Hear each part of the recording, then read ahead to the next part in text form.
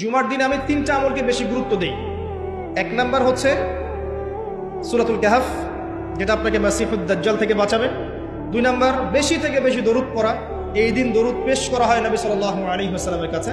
আর 3 number এটা যেটা আপনাদেরকে শেয়ার করছি, সেটা হলো আল্লাহ রাসূল সাল্লাল্লাহু আলাইহি ওয়াসাল্লাম বলেছেন, কেউ যদি জুমার দিনে সকাল সকাল গোসল করে, আর্লি মর্নিং গোসল করে ফেলে, একদম ফরজ গোসলের মতো, এবার সবচেয়ে উত্তম কাপড়টা পরে, নোংরা কাপড় না, বেস্ট কাপড়টা পরে, আতর খুশবু ব্যবহার করে, সুগন্ধি ইউজ করে, সুগন্ধি ব্যবহার করে সে সকাল সকাল পায়ে হেঁটে মসজিদে যায়, বাহনে চড়ে নয়, পায়ে হেঁটে মসজিদে গিয়ে ইমাম বয়ান খুতবা শুরু করার আগেই মসজিদে চলে গেছে, ইমামের কাছাকাছি বসে, কাউকে কষ্ট দেয় না। ইমাম খুতবা দিচ্ছে, সে চুপচাপ শুনছে, কাউকে কষ্ট দেয় না। এমনকি পাশে কেউ কথা বলে তাকে এতটুকু বলে না চুপ করো, এতটুকু বলে না, চুপচাপ খুতবা শুনে নামাজ পড়ে ইমামের সাথে সালাম ফিরায়।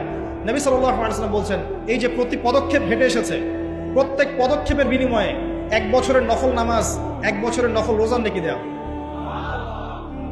এই আমলগুলো খুব সহজে আমরা করতে পারি।